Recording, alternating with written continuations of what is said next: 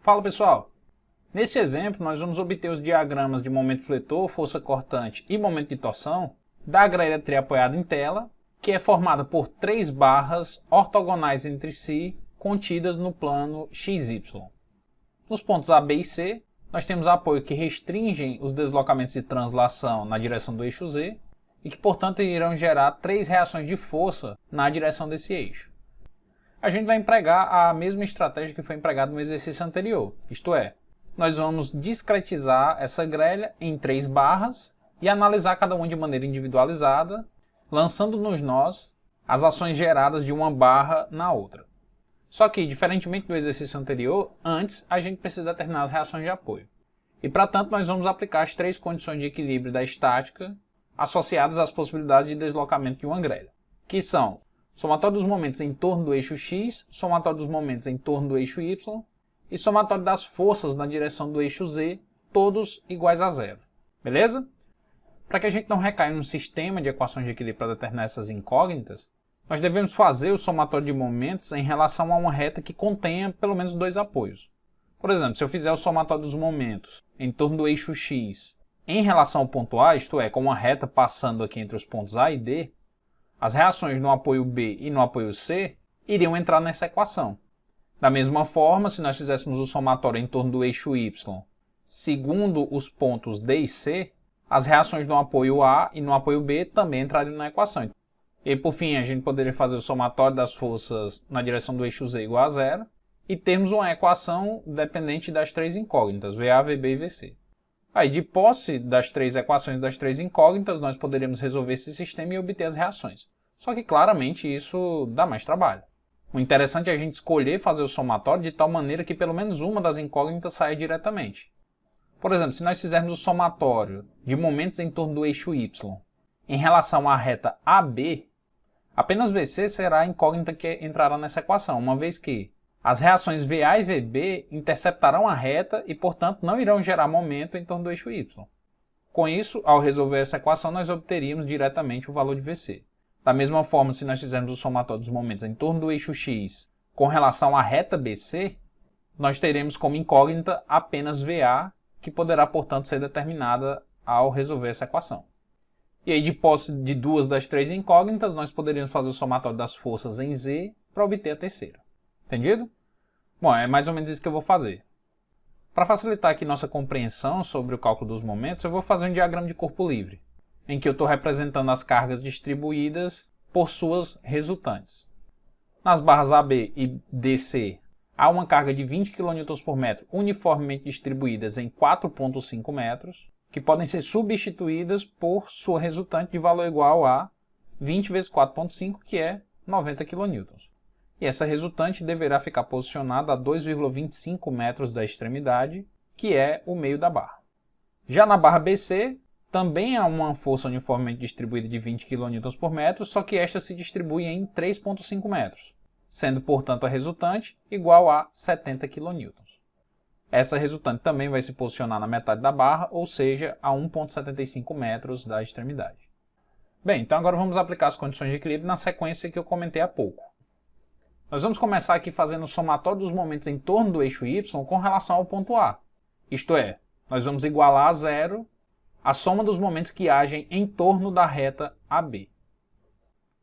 Nesse caso, nós temos que assegurar que os momentos que tendem a girar a barra em torno do eixo Y em um sentido sejam anulados pelos momentos que tendem a girar no sentido contrário.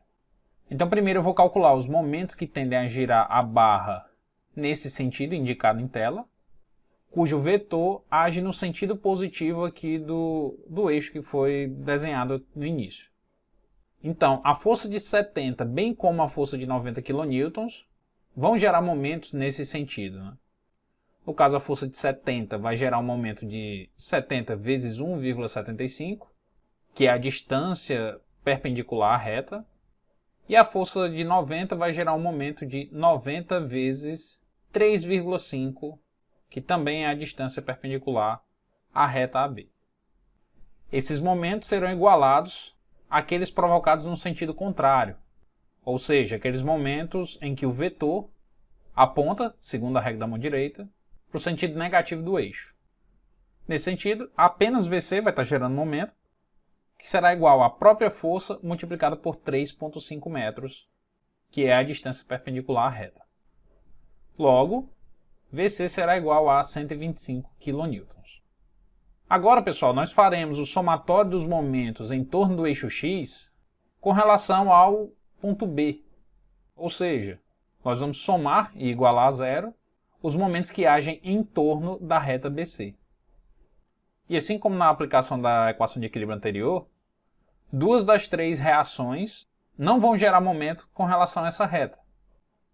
Nesse caso, VB e VC, por estarem interceptando a reta BC, não gerarão momento em torno desta.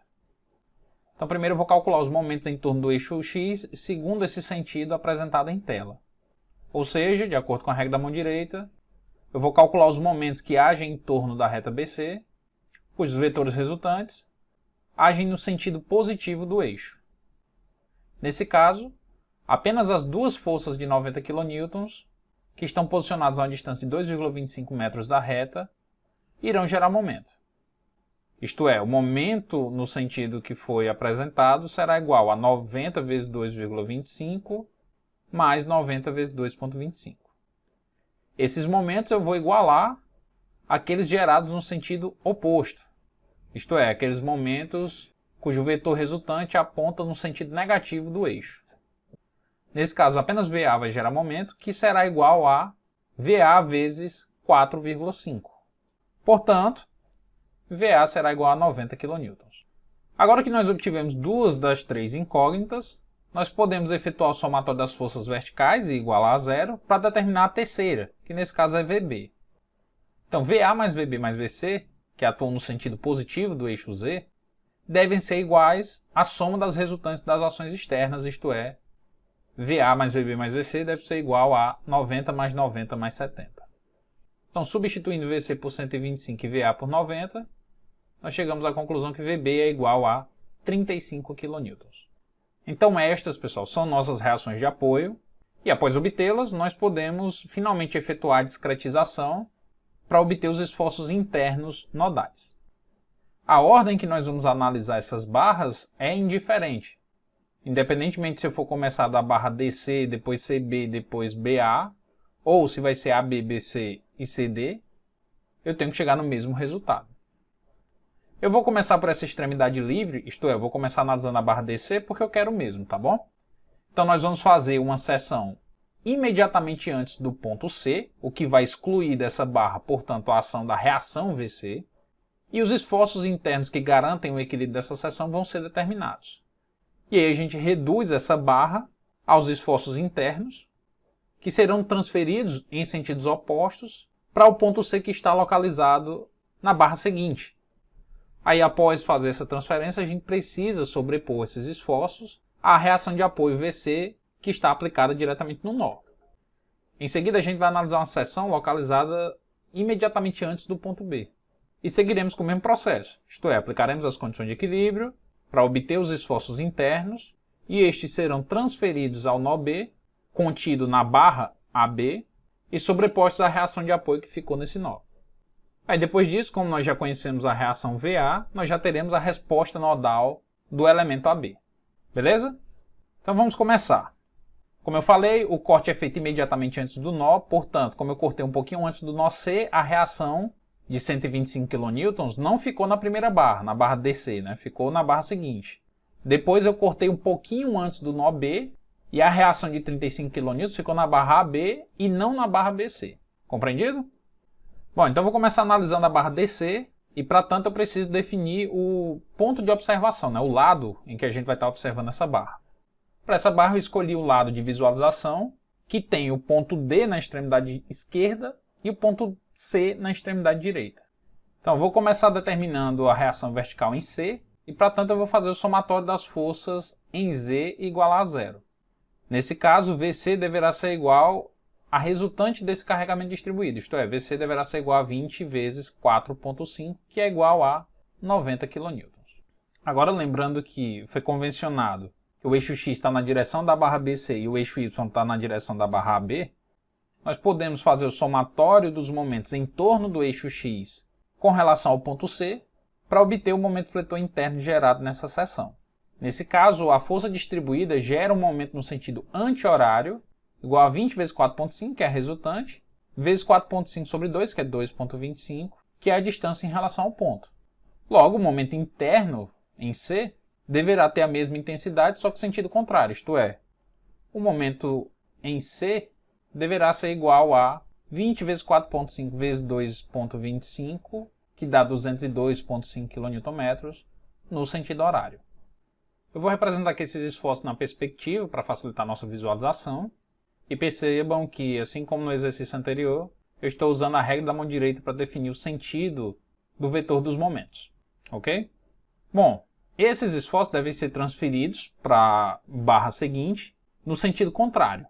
Então esse momento que gera flexão no trecho DC vai ser transferido para a barra BC como um momento de torção, e esse momento de torção agirá no sentido positivo, uma vez que esse vetor ficará saindo da seção na extremidade da barra BC. E as forças verticais deverão se superpor, ou seja, essa força de 90 kN é transferida para baixo, para o ponto C, o que fará com que nós tenhamos duas forças atuando nesse ponto, uma de 90 para baixo e uma de 125 para cima.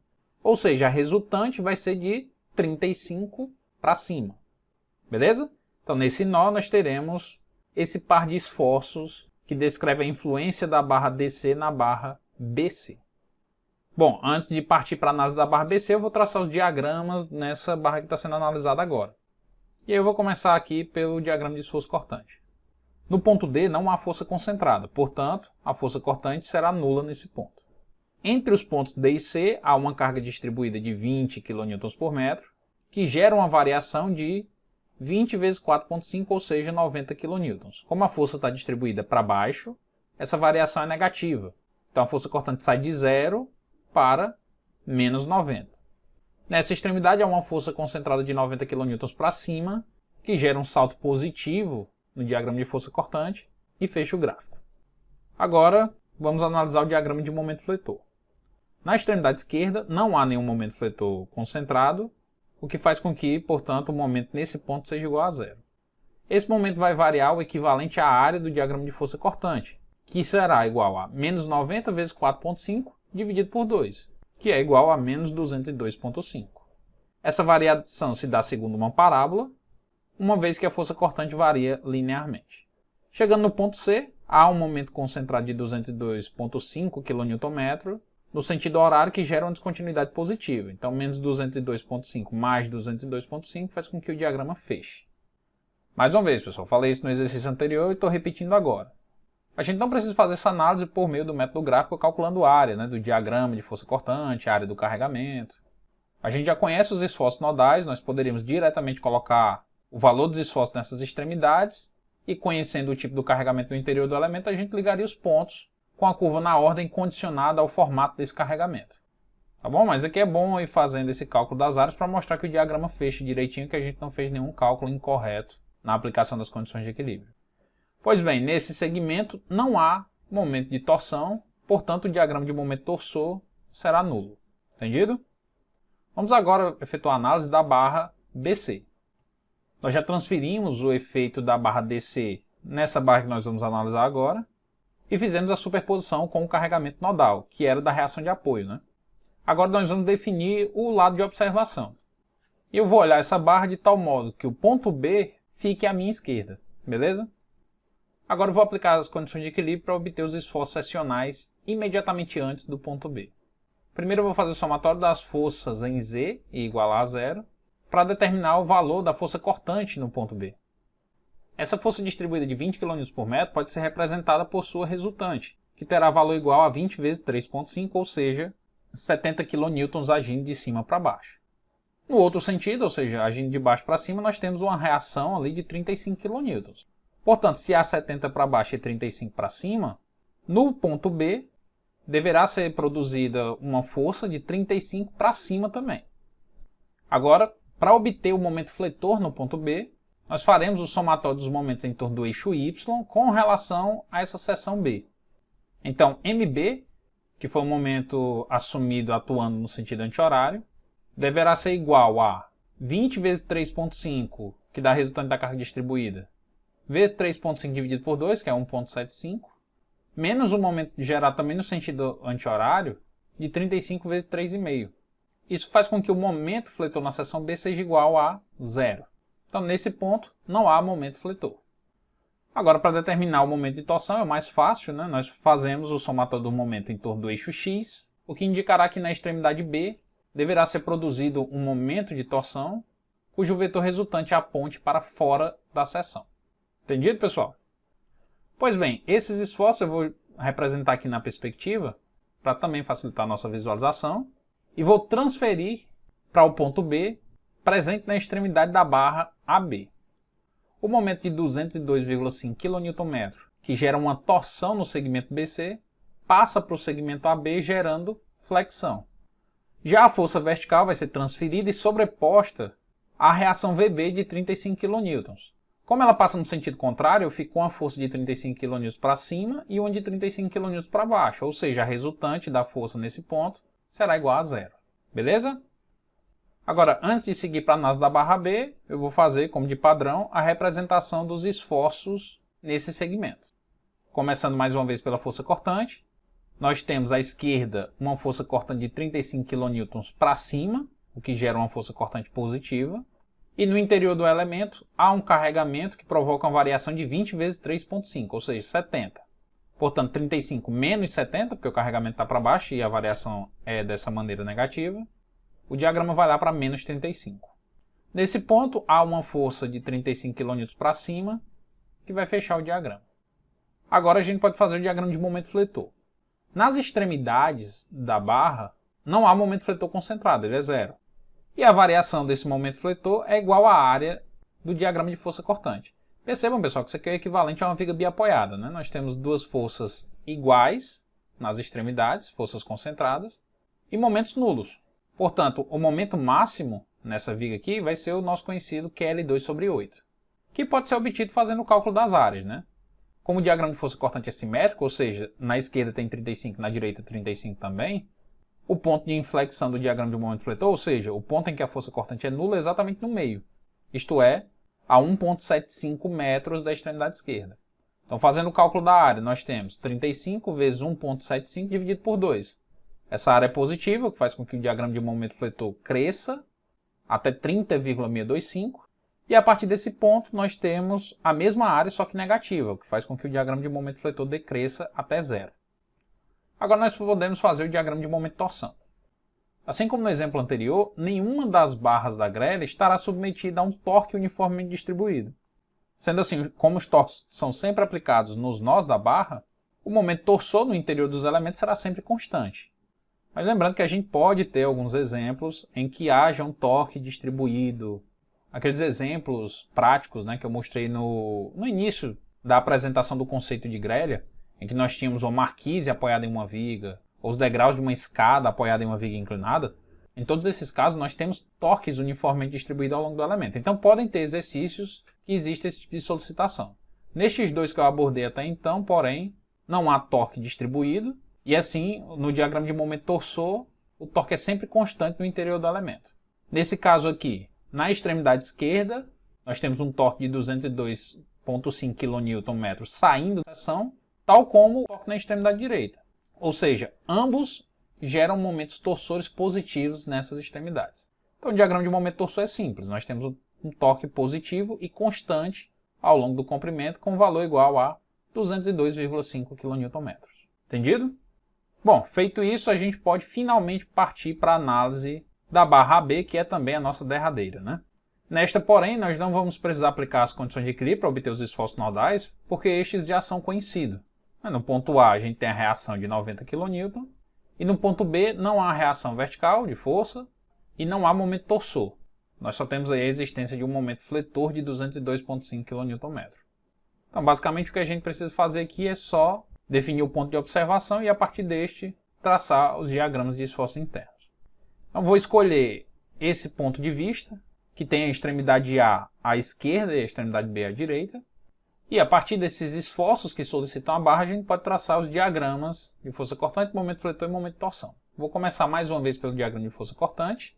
E nele nós temos na extremidade A uma força de 90 kN para cima, o que gera uma descontinuidade positiva no diagrama de força cortante, igual a 90.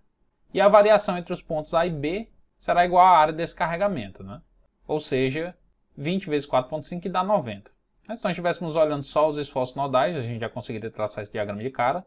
A esquerda tem uma força cortante de 90 positiva, porque está para cima, e a direita não há uma força cortante, ou seja, é zero. De posse desse diagrama de força cortante, nós podemos agora traçar o diagrama de momento fletor, e na extremidade A não há momento fletor concentrado, portanto, este é zero na seção. Já na extremidade direita, nós temos um momento fletor concentrado no sentido anti-horário de valor igual a 202,5 kN. Quando o momento concentrado é aplicado à direita no sentido anti-horário, ele gera uma flexão positiva.